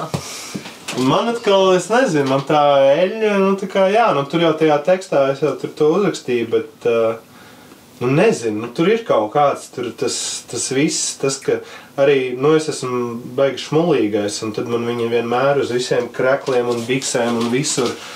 Un kaut kāds tur tāds pilnīgi kaut kādu tev to burvestību uzliek, ka tu tā eļļai vienkārši kaut kā... Jo es, teiksim, es atsakos ar akrilu. Nē, es izmantoju akrilu, bet, teiksim, es ar akrilu man nav tādas attiecības. Es nejūtu viņu. Man viņš vienkārši liekas tāds efektīvs līdzeklis. To es varbūt arī pakļauju kaut kā. Bet tā eļļa, man liekas, pakļauj mani. Jā. Tad izklausās arī pēc tās keramikas pieredzes, ka tā keramika tevi savaņģoja. Nu jā. Apbūra. Jā, un tad arī cilvēks apbrīnā izveido šo bakalaura programmu. Tā kā, jā, bet teiksim... Iniciētu. Nu, bet teiksim, varbūt tā bakalaura programma caur šo cilvēku manifestējās vienkārši pats, caur tas medijs vienkārši, lai piekļūtu cilvēku galvām. Jā, tas nav nemaz viņa prāts, ka viņš vienkārši ir maza skrūvīte lielā plānā. Tieši tā, jā, ka tas ir māls, kas... Vienu uz āru.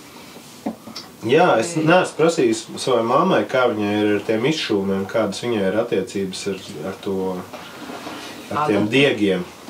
Es pat nezinu, vai adatu, man liekas, ar diegiem. Tā adata tur tā vienkārši, kā tāds efektīvs līdzeklis, kā to diegu uzlikt uz virsmas. Varētu paprasīt, mamma, tev labāk patīk adata vai diegs? Jā, bet, teiksim, nu, tu gribi uztaisīt to bļodiņu, bet, nu, ja tu viņu noliec jarmarkā, tad tā ir tā amatniecība, kas krafts. Nu, jā. Bet kurā brīdī tā bļodiņa var kļūt par mākslas darbu? Es nekad neņemtos atbildēt šādi jautājumu. Varbūt tad, kad tu uzliec savu parakstu apakšā. Bet var jau arī parakstīt amatniecības darbus. Nu, var jau, bet tad ir, nu, labi, es nezinu, es nāku. Nē, nu, kaut kādā situācijā, nu, tur tas konteksts, slavenais konteksts, par ko postu nodaļā daudz runā par kontekstu. Un vēl ir vārds skaistums. Skaistums, jā. Tas vēl. Nojārs jau teica, ka paliek beigās tikai patiesība, skaistums nāk un iet un mainās. Jā, bet vai tad patiesība nav vislielākais skaistums? Jā. Kur ir patiesība? Man ļoti interesē patiesība un patiesums. Nu, jā. Bet es nezinu, man reti, kad sanāks. Nu labi, nē. Nē, nu patiesība pret sevi. Jā, pret sevi, ok, bet tur tad ir arī vēl tas objektīvais aspekts tai patiesībai, jo, nu, tad mums ir jāvienojās, ka tas patiesi man kaut kā liekas, ir. tur nav objektīva aspekta, bet Nu, man liekas, kaut kāds tas ir sabiedrība jau it kā nosaka to kaut kādu, nu nezinu, jā, tas man es domāju, arī tā nav patiesība. Nu, tas tā manā sajukšanas prātā kontekstā, kad tajā brīdī, kad es visu to ārprāt darīju, man likās, ka tā ir tā patiesība. Jā. Kad es daru tā kā vispatiesāko, kas ir, bet nu tā kā nevienam citam tā nelikās. Nu jā, īstenībā jā, maniakāls stāvoklis un patiesība, bet arī par to es esmu domājusi.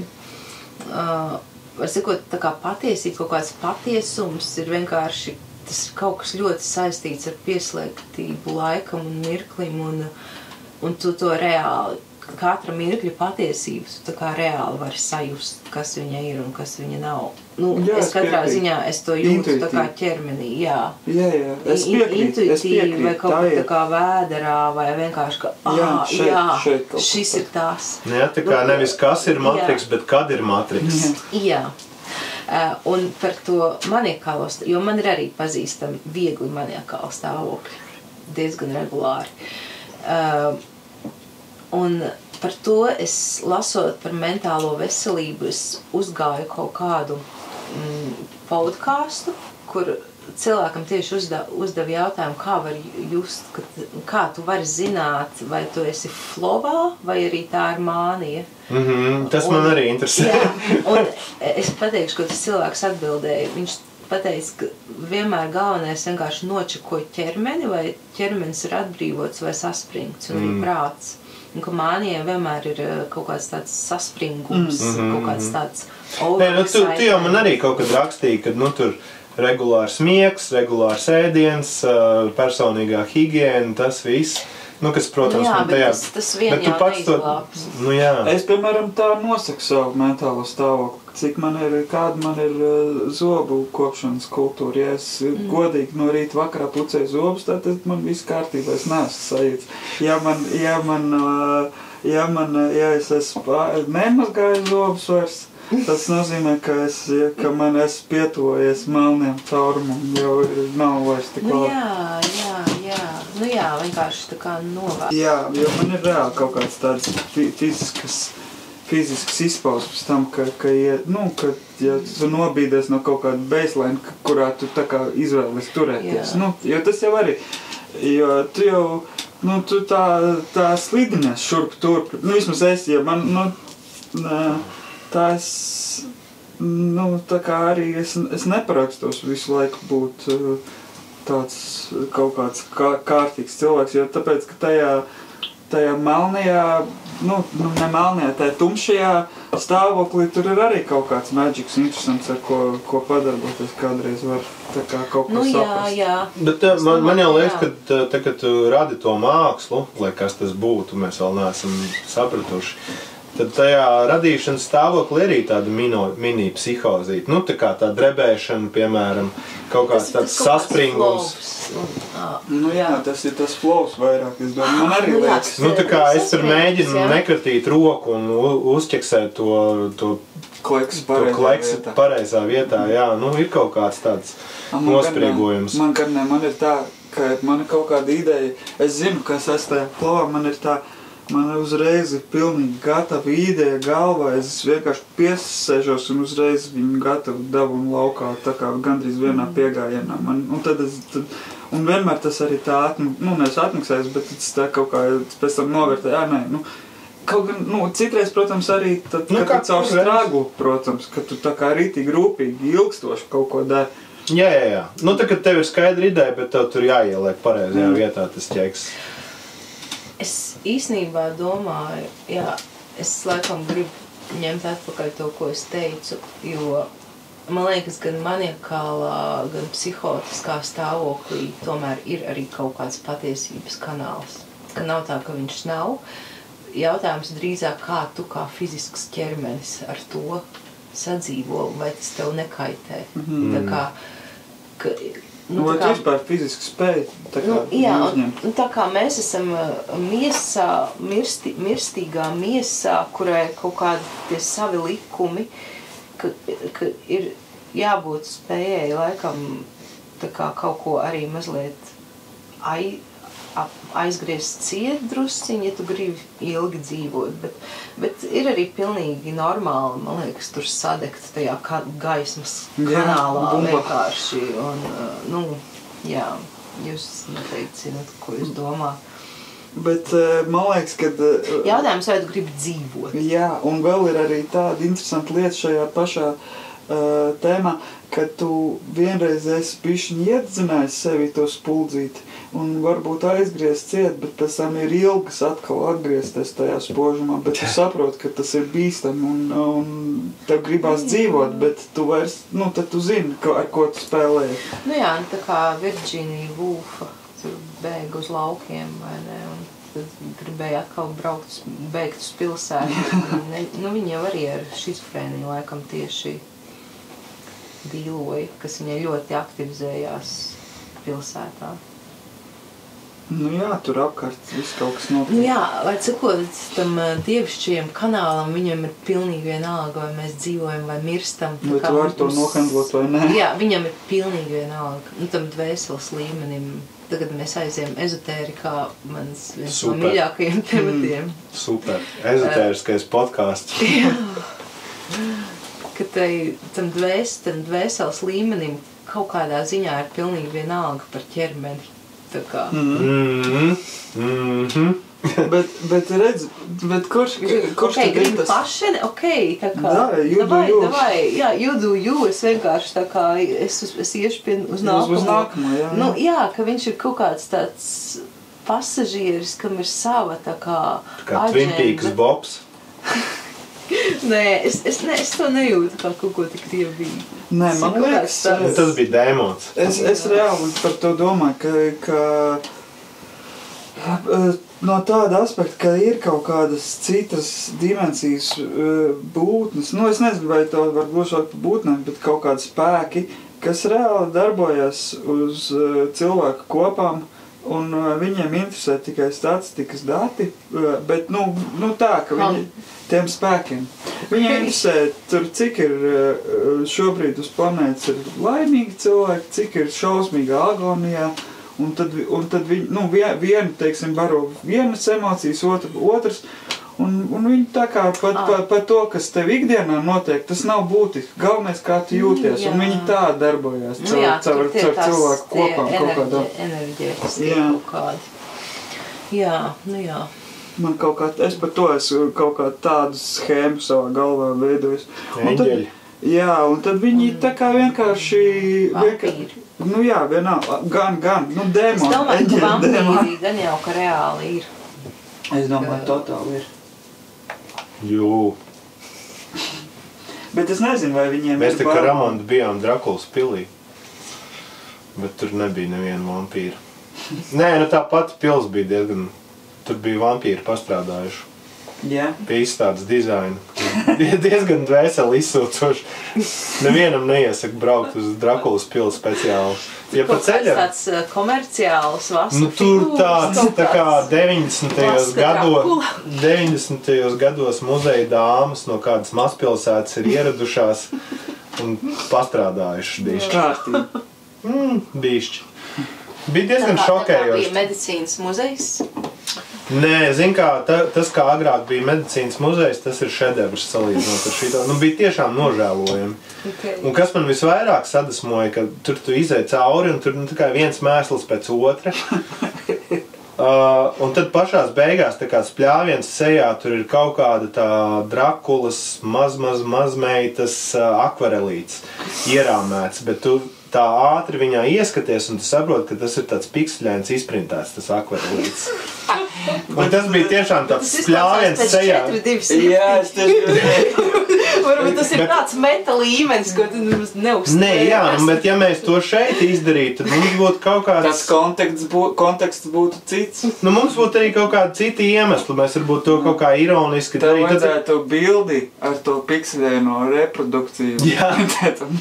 Tas tādā ritīgi lietuviešu stilā būtu. Jā. Tu nebija uz Baltijas trienāli? Šogad nē. Žēl. Tu biji. Es biju tādā baigā slimības delīrijā. Es biju pirms tam Barcelonā, kur es augstējos no kondicioniera. Un tad es tā diezgan miglaini atceros, bet man būtu interesanti dzirdēt tavas domas par to, kas ir māksla tur. Viņu jau aizslēdzīja. Man liekas, ka tagad varbūt ir pēdējā nedēļa vai priekšpēdējā. Bet tur, tā kā es zinu, ka es dzirdēju no vairākiem latviešiem. Kas te? Nīde ir foršs spots. Es neesmu bijis. Šos ar biju, bija jāuzstājās Jāņos, tieši tur bija tāds punku hardcore festivāls, kurš, jūras krastā. Tur bija siena, tur bija 7 skaņu sistēmas no Lietuvas un Latvijas sabūvēts milzīgu tumbu sienu. Un no kaut kāda 22. līdz 25. jūnijam visu laiku hardbass skanēja. Liepāja arī varēja dzirdēt. Peksis tur dejoja. Peksis tur bija? Arī Peksis tur bija. Jā, un mēs vienīgie ceriņi bijām vienīgie, kas nespēlēja hardbass. Un tur tāds lietviešu čalīts, kas izties pēc Dobija no Harry Potter. Viņš tāds nāca klāt un when the drop is going to happen, do the drop, make it hit like a train. Tā arī nepienācija. Tā bija, tas drops bija tāds mērens, viņš bija tāda neliela atslota. Bet tad viņš nāca iekšā, tur, kur mēs uzstājāmies, un teica, vai mēs gribam spīdu iešņaukt. Tā kā likās, ka mēs pa lēni malcam. Es tieši gribēju teikt, ka izklausās pēc... Jā. Tas bija rītīgi trā, es nezināju, ka vēl kaut kas tāds Spīdīgais Jā, vienkārši tur bija visi, šausmīgi kāži lietas, visi pa teltī, bet pilnīgi, tā kā tāds ļoti no judgment free zone, visi dara, ko grib, un tā ļoti, bet forši, rītīgi labs pasākums, ļoti patīk. Tā ir vispār ļoti interesanta vieta, tā kā dabas ziņā arī agrāk to sauc par Baltijas Sahāru vai tā, kaut kādā 19. 18. gadsimta. Viņi bija visi no smiltīm. Es nezināju. Tas bija tikai smiltis un tas bija ceļš. Principā tas bija ceļš. Un tad taču tur tā kuršu kāpa, kas aprīja tos, nezinu, cik Alberts Bēls rakstītos ciematus. Tiešām norīt ciematus ar mājām un lopiem. Un tie koki tur salīdzinoši nesen, tā kā un var just arī, ka viņiem tur ir grūti augt, ka viņi tā, cīnās. Ka viņi visi ir kaut kādos tādās dīvainos leņķos tie koki. Mums galerijā 2016. gadā bija lietuviešu grupas izstāde un mākslinieks Antanas Gerlikas, kurš ir arī Lietuvas labākā bāra draugu vardai līdzvadītājs. Viņš bija kāpas uzzīmējis uz sienas. Un tās kāpas, man liekas, ka tik nebija iedvesmotas no Nīdas. Jo tur jau Nidā arī tā rezidence, man liekas, arī tāds kaut kāds gribētos tur aizbraukt beidzot. Jūs par tā stāstat? Tur mēs arī, tās augstskolas tās sesijas tur ir tajā kolonijās, Nīdas mākslas kolonija. Vispār varbūt jāpiesakās aizbraukt, parakstīt tur. Jā, tas gan nav baigi lēti, bet kaut kad reiz gadā viņiem ir konkursi, bet īstenībā, cik es sapratu, lielākā daļa, kas brauc, viņi tur arī maksā kaut kādus 400 vai 500 eiro mēnesī. Labi, tad nebraukšu. Jo tur ir tā kā ļoti viss, tā kā, es nezinu, kādu vārdu lietot, nevis eiro remonts, bet, tur nav tā kā šeit. Tur ir tā kā nacionālajā bibliotēkā. Nu, tāds baigās, viss skaisti, drausmīgi iekšā. Lamināts? Nē, tas nav nesmuki. Tas viss ir ļoti stilīgi. Nu, nacionālajā bibliotēkā labi, tas ir laikam koks, bet viņš tāds laminātīgs ļoti. Es nezinu, man nepatīk interjers nacionālajā bibliotēkā līdz galam. Jā, labi.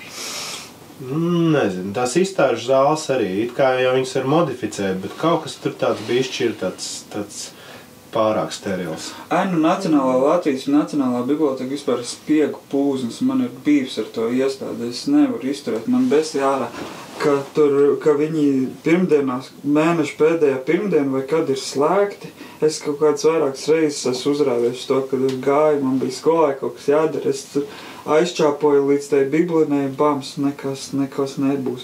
Man liekas, ka reāli tur ir vai nu tur ir kodola galviņi amerikāņu noslēpto, vai arī tur ir spiegu midzenes. 5G tornis galvenais. Pagaid, un to tu spried tikai no tā, ka viņi pirmdienās dažreiz ir slēgti. Jā.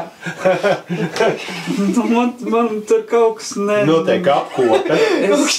Tur kaut kas nav godīgi. Es nezinu, kāpēc viņi to nevar izdarīt to apkopi kaut kādās oficiālajās brīvdienās.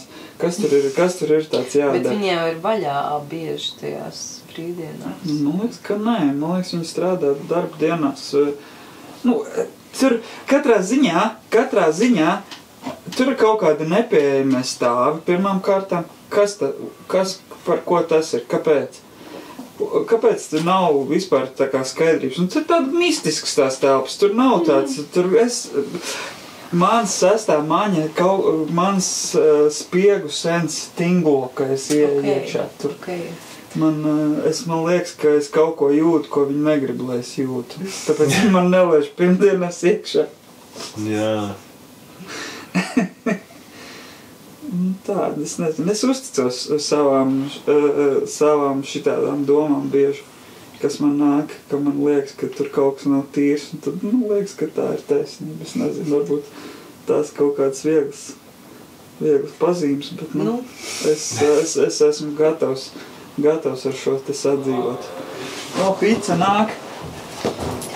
Es kaut ko lasīju, ka paranoja. Nāciet iekšā šeit. Paranojai ir arī... Jo. Džems. Čau. Čau. Dzēnieks, urbānais dzēnieks, Urbānais dzēnieks ir ieradies. Jā, apsēdies. Labi, nākties es. Es te atsīs kaut ķeblīt? Man būtu krāsas, labi. Ka pastās, mēs runājam reāli jau gan pēc 2 stundas par to, kas ir māksla. Tu varbūt vajag kaut kā cimtu. Kaut kas cilvēku mākslīgi izraisīts, kas atstāja iespaidu. Uzreiz viss skaidrs. Jā, mēs te kaut ko te mētājam. Stefan, viss ir skaidrs jau sen. Jā, kaut kas, ko tur cilvēku gribi, ka Arizonas, Sweet Tea vai Chilsakals? Tas raidījums sponsorēts Bārzem, man šits nenormāli. Tas ir tiemžēl tupi. Es ceru. Nē. Jums jāsaka prasīt Arizonai. To sponsorēja Kārlis Nabauskas. Tu to sponsorēji, tas oficiālais atbalstītājs. Es atceru. Kur ir kamera jāstāj šautāts Kārli Nabauskas šautāts? Lūdzu, cienājieties. Pusgalmīgā pizza. Kas tad es šo parasts pizzas piegādātājs? Jūs ņemat, sakat. Stāstat, kā Tu pats cepki to pizzu? Jā. Izskatās. Man liekas, ka nav saņemta neviena no tām mūsu ziņām. Vienkārši Artūrs uzcep to, ko viņam gribējās šodien uzcep. Nē, īstenībā pēdējā ziņa no manis ir saņemta. Es teicu, tad izvēlies, kā tu gribi pats. Jā, nogaršot tas savs darbiņš ir jau. Tur kaut kāda ķiplūku mērcīta. Ļoti labi. Ir labi. Tā ir margarita. Jūs man izrādāsiet, tad atsūtīšu veco ēdienkarti. Nebūs jau tā pizza, ko jūs gribējāt. Jā, gan jau tāpēc, ka gorgonzolas siers nav pieejams. Mēs tieši runājam, ka to sieru nevar dabūt. Ir lietas, kas jāatstāj 2025, un laikam tā pizza ir no tām. Uzmanīti tā. Mums sponsorēta Arizona mētājās. Un šitā ir tiešām bez glutēna? Varbūt es nezinu. Varbūt, ka ne. Par to neviens man nebrīdināja. Bet, es nenomiršu. Es iedzeršu vienkārši aizkuļi tabletī. Jā. Es uzņemos vainu par šo. Pīca labi ir tad, kad viņiem... Pīca ir garšīga. Mēs speciāli atradām bezglutēnu pīcas vietu, bet es tev nenodevu to, ka viņi... Klausies, Step, tu kā urbānais dzejnieks, tev liekas, ka ar vecumu tev ir vien perversākas tā kā valodas tās, nu, ka tu ar vien mēģini izdomāt kaut kādu perfekcionistiskāku formu. Jā, tu kā vispār uz 30 gadus liekšņi atrodošos cilvēks. Tu esi dzejnieks? Urbānais. Un mans kolēģis Svēta, mēs par to vienreiz aizinājāmies viņam, mēs to nosaucām vārdu masturbācija vai kaut kas tam līdzīgs, ka tu uztaisi kaut vārdu kombināciju, ka, nu, zini, tu vari pateikt kāja māja, bet tu vari pateikt daudz sarežģītāk. Tur es izdomāšu kaut kādu labu piemēru. Nu, piemēram, kā bija... Viņš bija izdomājis, viņš ir black metal ņemās, viņam, man liekas, dziesmām nosaukumi ir tā, ka viņš vairāk izvēlas pēc tā, cik viņa kruti skan, pēc tā, ko tas... Tev pašam jāizdomā, mēs nažu putenis. Tas, to es sauc par vārdu masturbāciju, tad dziedi tik labi, tā kā tu varētu pateikt, tur dunču lietas, bet dunču lietas neizklausās tik labi.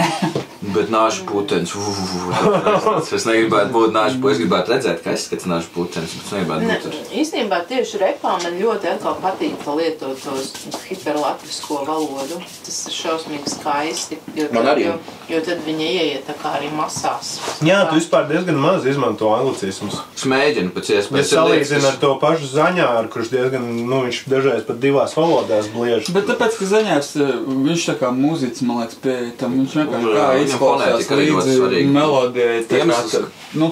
Kas tev ir svarīgi? Man iemesls, kāpēc ir lietas, momenti, kuros tu nevari bez tiem anglicismiem īsti izvairīties, jo ir vienkārši lietas, kurām latviski, diemžēl, tīpaši seko līdzi hip-hop kultūrai. Piemēram, nosaukt māsas un brāļus vienā vārdā, un tev nav. Nē, bro, tādai.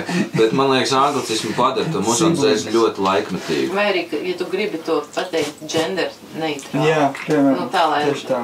Lai varbūt, ka viņi ir tā kā zej zem. Jā, ka vispār tas nav vieta latviešu valodā pagrūtas.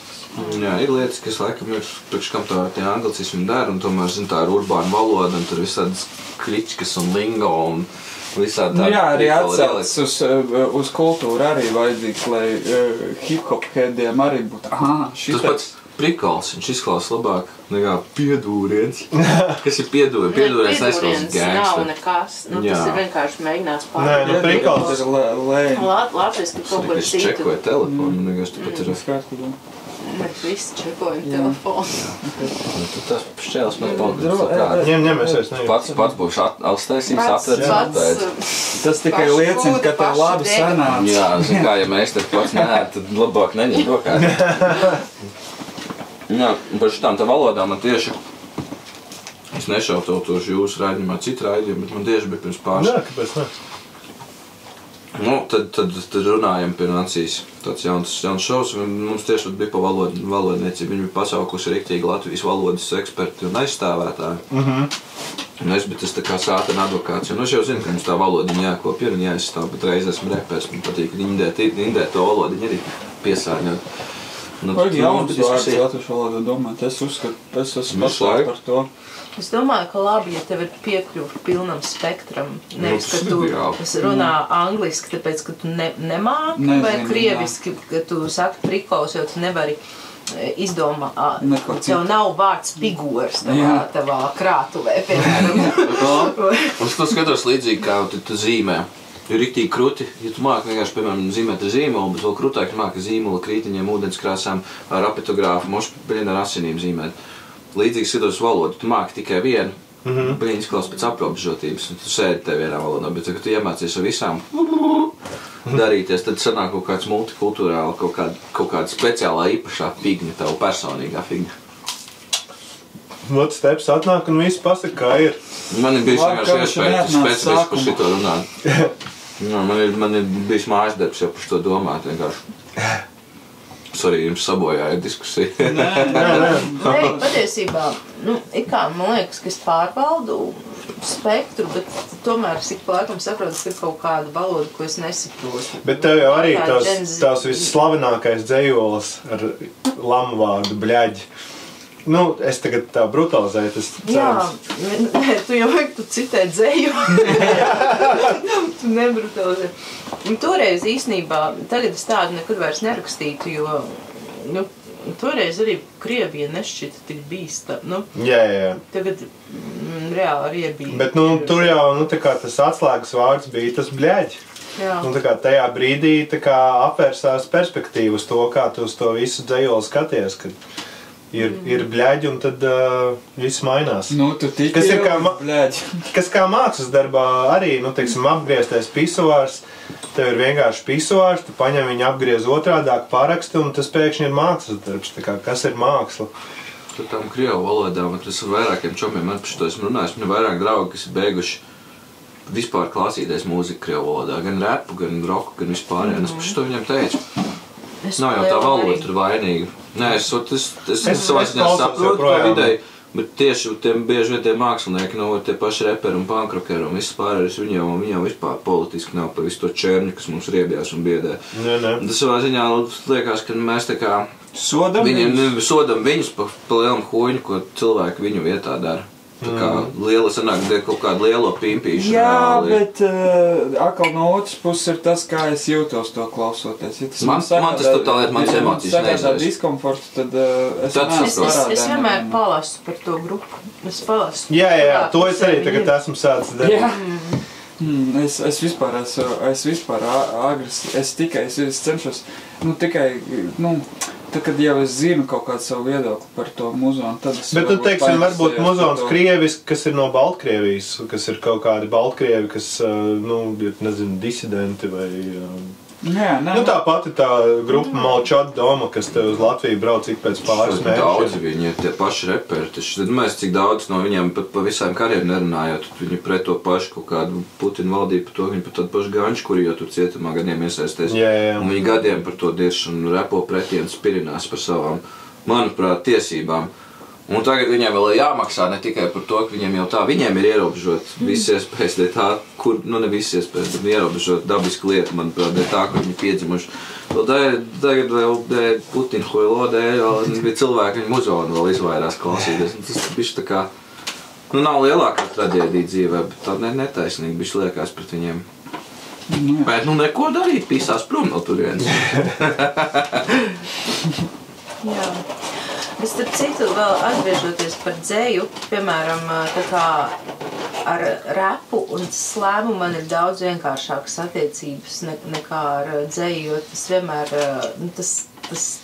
tam nav jēgas uz papīra, tas pa lielam eksistē dzīvē, un tas vienmēr tā kā čanelē to mirkli kaut kādu, un tur jau nav nekādu ierobežojumu, ka tu nedrīkstētu tur kaut ko, bet tev ir kaut kāda tā kā, tev tur pie atbildības, ka tev ir jāsaka kaut kas, kas tagad ir, ka tu nevari aiziet pārāk, jo tad uzreiz tur, kliekas kaut ko, ka cilvēki jau nav stulbi, ka viņiem ir kaut kāds tā sestā maņa vai kas, ka viņi sajūt, un vienkārši, ka tad ir visa tā dzejas industrija, kas bez nekādas atbildības sajūtas pret būšanu šeit un tagad un sarunā ar citiem un kaut kādā konektā un, ka viņi tur tā kā tajā izolētajā, bet es, protams, tagad runāšu arī pati sev pretī, ir arī tāda augstās raudzes dzeja, kas man ļoti patīk,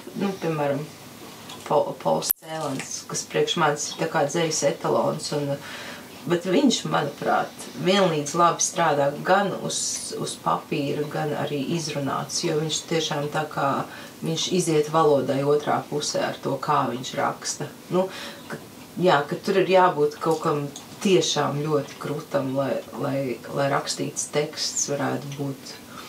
Jo reperi jau domā uzreiz, kā tas skanēs. Dzejnieki, man liekas, tā varbūt netik daudz. Man vispār diezgan vien raksta uz bīta. Tas ir arī... Atskaņas arī svarīga lieta diezgan ļoti ir. Man, piemēram, nav cieņa pret reperi, kurš var uztaisīt dziesmu tiem atskaņām pa visu pāntu. Man galvā, tur tas ir tas viens žanrs. Negribās atskaņas taisīt? Lūdzu, kur ir pilns vēl 30,000 žanriem, darat, ko gribat, bet šeit tur ir tas tā gudrība un fišas tieši panākt. Nav tā, ka ChatGPT var tev salikt atskaņas, kaut ko uzrakst un saka, bet tas būs prastas atskaņas. Atskaņas arī tā, ka viena lieta ir kāja māja atskaņas, tas ir easy, bet kad tu sāc rīmēt pa 2-3 vārdiem teikums pret teikumu jau bez mazliet, ka tas vēl kaut kādā veidā vēl kopējo stāstu uztaisīt, tas ir tur, kur īstā fiška parādās. Var redzēt, piemēram, atšķirību, ko tāds Ansis ir rakstījis, un ko ir rakstījis Džeks, kurš, nezinu, pusgadu mājās klausās amerikāņu vienkārši hip-hop uz riņķi. Tur ir arī, tas ir kaut skila līmeņi tam visam. Kurš ir labāks? Es nesaprotu vienkārši. No Ansis ir top suns, tev vajadzētu zināt. Top suns spēlē, jā. Es tev aizsūtīšu stepu mūziku. Es zinu, ka tas ir ļoti krūti, tad es vienkārši domāju, varbūt tas Džeks, kas uz riņķi klausās amerikāņu hip-hop arī kaut kur. Nē, tur jau, varbūt viņš kaut kādā veidā labāk popdziesmu varēs uztaisīt kaut tādu, bet tā rap līmenī, viņam kredīts manās, kā tā sakot, kā pret craftsmeni, kā pret mākslinieku, kā pret cilvēki, kas pārzina savā rodu, man tāda Ansis būs lielāks respekts, jo es māku redzēt tajā pašā skutelī, vai kur tas skilus, kur man uzreiz tas nūģa kāls iekšā sāk reāli. Tu runā par visu to, par ko mēs runājām, te arī par nūģi kālu. Visam ir katram mākslē vai žanram vai kādai figņai, ko tu kreatīvi dari, visur ir kaut kādi nerakstītie noteikumi. Ir krūti, ja tu māki viņus riktīgi smuki pārkāpt, tad tu rodas kaut kas jāzina. Tāpat ir jāzina. Bet vismaz vēsturi jāzina, un jāzina, kā tas sūds darbojās, lai tas kļūtu pa tavu sūdu. Nē, pa kontekstu mēs nedaudz pieminējam, bet... Tas, man liekas, uz visu. Tu nevari, man liekas, uztaisīt kaut ko tur ģeniālās gleznas, ja tu nezini, nekad neesi tur to pašu, ko tad tur Rutko vai Picasso nekad redzēsi vai dzirdēsi. Rutku tēvu. Moš tas tiešām ģēnijs un māki, var tā ne no kurienes to olu izspēst, bet man liekas, tas tā ola spiežās ārā, tā, ka tu esi gadus ielicis tajā un saproti jūti. Es nezinu, vai es piekrītu. Jā, mēs domājām par dzejniekiem, un tad, protams, mūsu mīļākais dzejnieks Steps. Varētu nest. Jā, bija pāris varianti, bet tad mēs izvēlējāmies vienu no mūsu mīļākajiem dzejniekiem. Tas būs rēcīgāks joks, ja Steps atnesīs, jo viņš arī izskatās pietiekami iespaidīgi. Man īstenībā liktos krutāk, ja, piemēram, Jānis Rokpelns. Tik tālu mēs neaizdomājām. Netikām, bet tā būtu ļoti labi. Jā. Nākošreiz pārkonsultēsimies. Nākošreiz. Jā. Man ir stāsts ar Stepu, ar viņu dziesmu. Viņam ir dziesma 9 līdz 5, kur piedziedājums ir dodiet visu tik no 9 līdz 5. Grīziņš avot 95. Un tad, kad man uzaicināja uz Monopolu Latvijas radio, tad tur tās savas dziesmas jāiesūt, kurš tu gribi, lai klausās. Jā, tas bija tik labi. Un es aizsūtīju, un pirmā dziesma, ko es gribēju, lai uzliek to Stepa gabalu 9 līdz 5. Un es vēl ierakstīju viņiem pēdiņās, iekavās, ka lūdzu uzlieciet šo dziesmu, es varu dabūt cenzētu versiju, kur nav, tur pat nav daudz lamuvārdu tajā dziesmā, varbūt kādi 2 vai 3. Tur vienā brīdī viņš repo mentu mauks izvaro, tas laikam ir trakākais. Un viņi izspēlēja nelāgu joku tajā brīdī, kad tajā dziesmā vajadzēja skanēt, viņi uzlika Dolly's Partons 9 to 5. Esmu piedevis viņiem līdz šeit. Joprojām vajag dīsu uzrakstīt. Tagad jau pa vēlu, man Rols teica, nevajag. Galvenais, es visiem pastāstīju, kad klausieties interviju skanēs Steps, un beigās viņi piesmēja mūs visus. Iedomājies Latvijas radio, un tā dziesma tiešām nav rupja, viņa ir ģeniāls gabals. Tur ir rupjas lietas. Tur ir menti malkas izvēlēt. Tur nav lietas, kas ir rupjas, bet kas... Es par iesaku nostāt Steps suns labs albums, tiešām. Paldies. Jā, tur arī punkroks ir, jo Steps ir arī punks, ne tikai repers. Oriģināli punks. Okay. Klausieties Super Terror Downs. Varbūt jums ir šautauts. Šautauts? Šautauts Nidai.